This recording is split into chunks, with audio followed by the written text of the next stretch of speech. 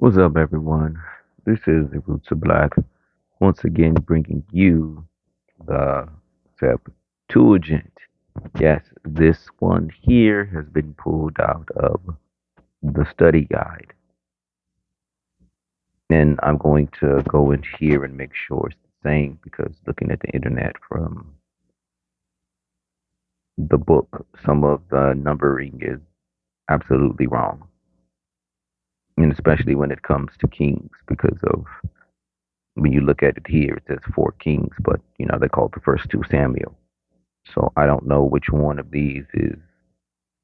Let's see, it says Second Samuel, King, and so I don't think this is the correct one. But I'm gonna look at it anyway.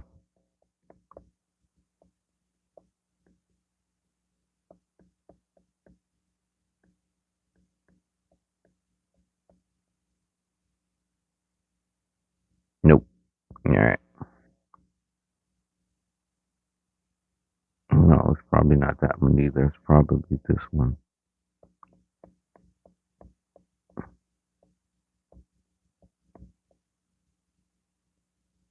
And then, as you can see here, going from the corrupted KJV and then looking at the version that everyone else had, the Messiah and the disciples had, and everyone there in the land had, is just crazy. It just truly is. And to see that we don't research anything, that we just keep on taking people's word for it. I mean, I do it here and there. Like I'll go, so I don't, let's say I don't take people's word for it.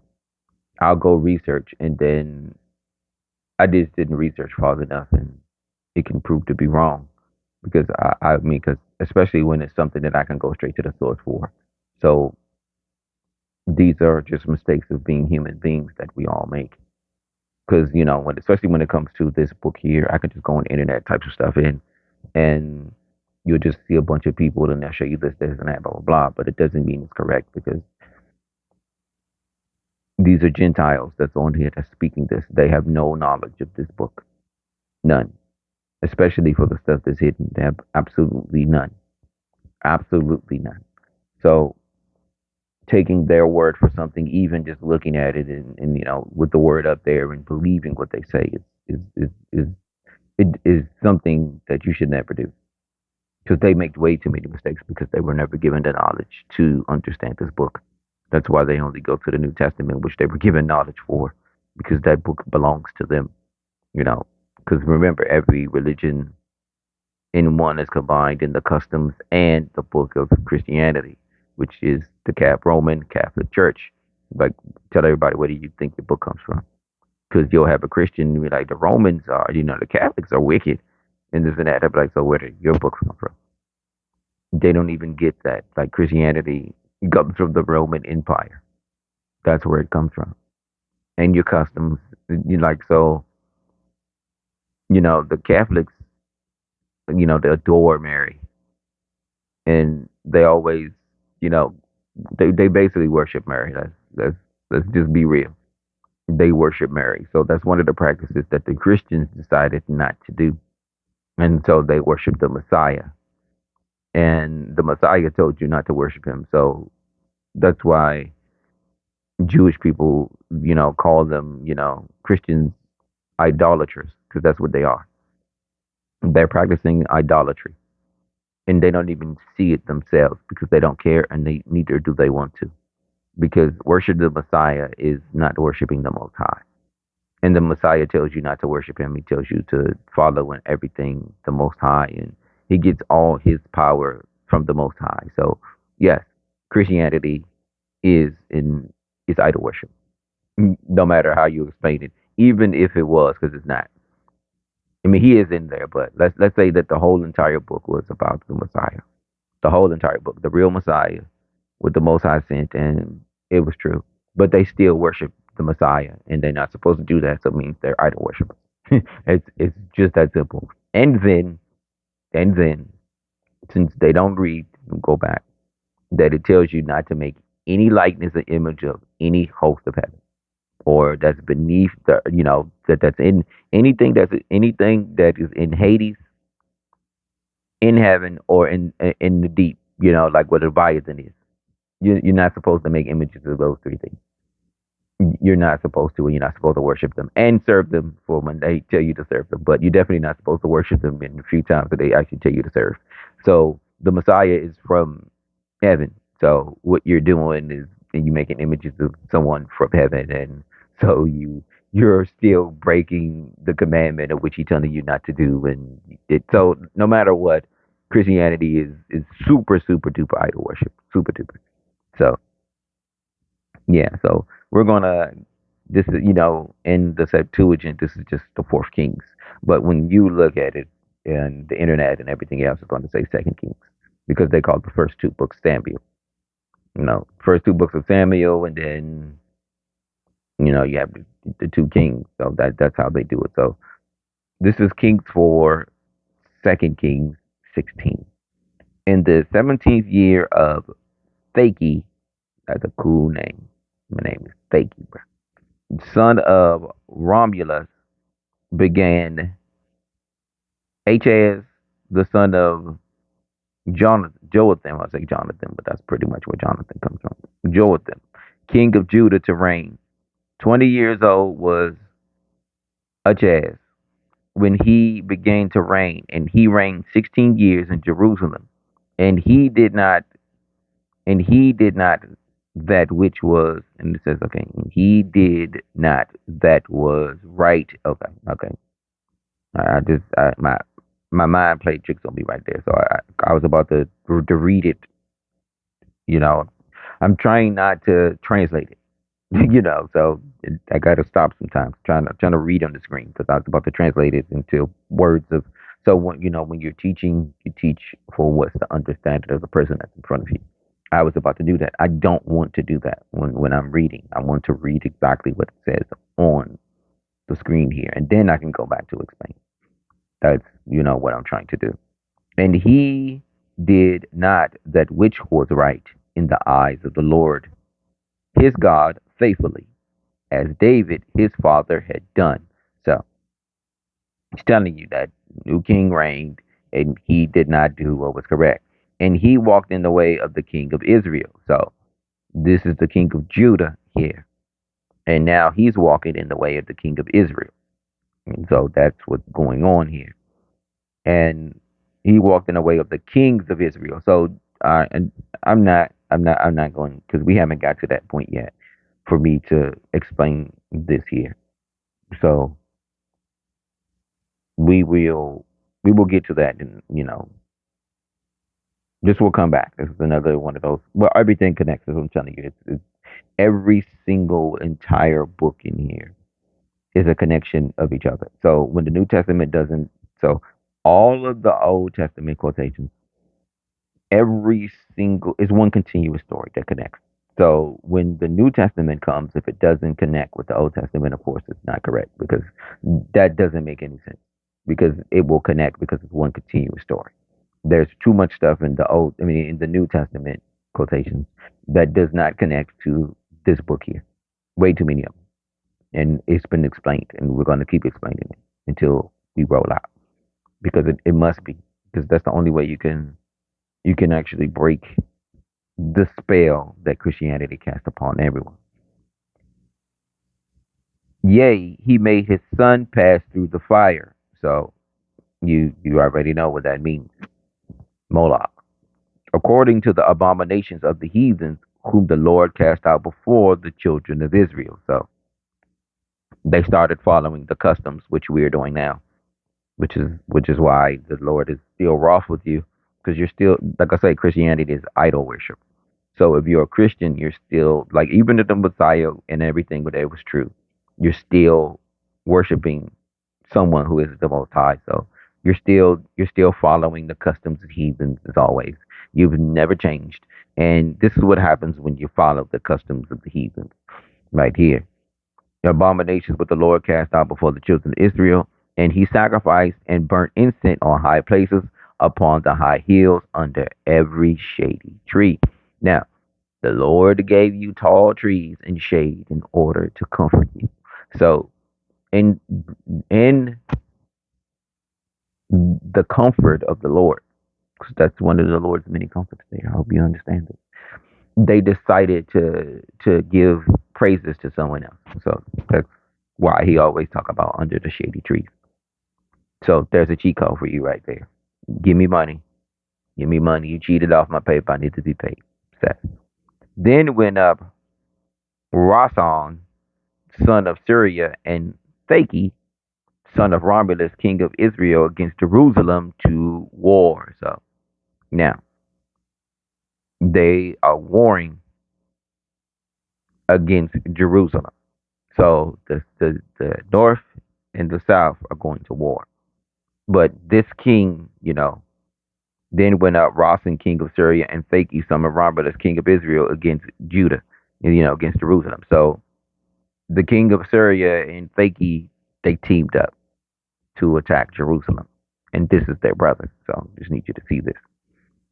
And besieged Achaz and could not prevail against him, even with their mighty army. The Most High wouldn't allow them to do this. At the time, Rasan, king of Syria, recovered. Now, these words here, I'm going to have to go and find them correctly because of the Greek there that still was there that I don't even know if they know how to translate that correctly. But Elias to Syria and drove out the Jews from A Elthas. I think that's what it says. And the Idumeans came to. So all right, so the Jews got drove out of you know Elthas, and the Idumeans came to Elthas and dwelled there until this day. So that's a clue right there. So they got drove out, and the Idumeans were dwelling there to this day. And Achaz sent messages to Dalgath Phazar, king of the Assyrians, saying, I am thy servant and thy son. Come up, deliver me out of the hands of the king of Syria. So he's telling, because the Assyrians, you should understand this now. The Assyrians are the servants of the Most High. He didn't say they were people, but they serve the Most High. So that's why he's saying this here. And out of the hand of the king of Israel who are rising against me. And Ajaz took silver and gold that was founded in the treasure house of the Lord and the king's house, and sent gifts to the king. And the king of Assyria hearkened to him. Okay, so there you go. And the king of the Assyrians went up to Damascus and took it. So you already know about Damascus. Damascus is very important on this earth. And took it and removed the inhabitants and slew King Rasan. So you see that there. And King Achaz went to Damascus to meet Dalgath Phazar, king of Assyrians, at Damascus, and he saw an altar at Damascus. And King Achaz sent to Urias the priest, the pattern of the altar and its proportions and all its workmanship. And Urias the priest built an altar according to the directions of which King Achaz sent from Damascus. And the king saw the altar and went up to it, and offered his whole burnt offerings, and his meat offerings, and drink offerings, and poured out the blood of his peace offerings on the brazen altar that was before the Lord.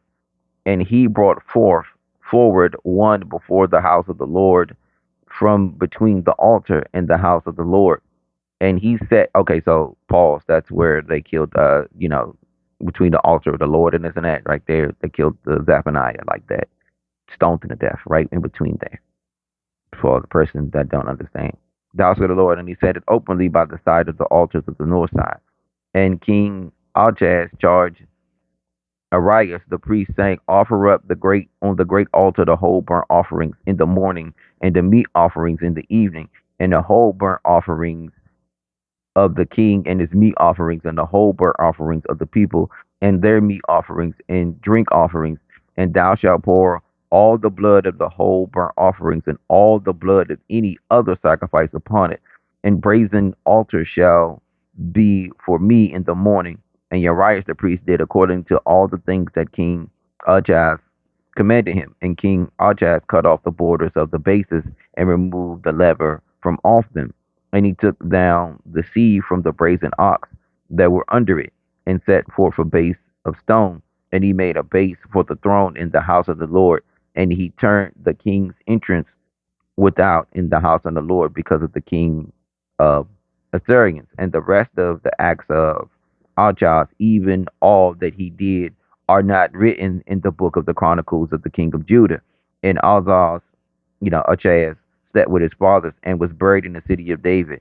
And Ezekiel, his son, reigned in his stead. So we see here that these customs and everything that he started doing, because this is what it tells you right here.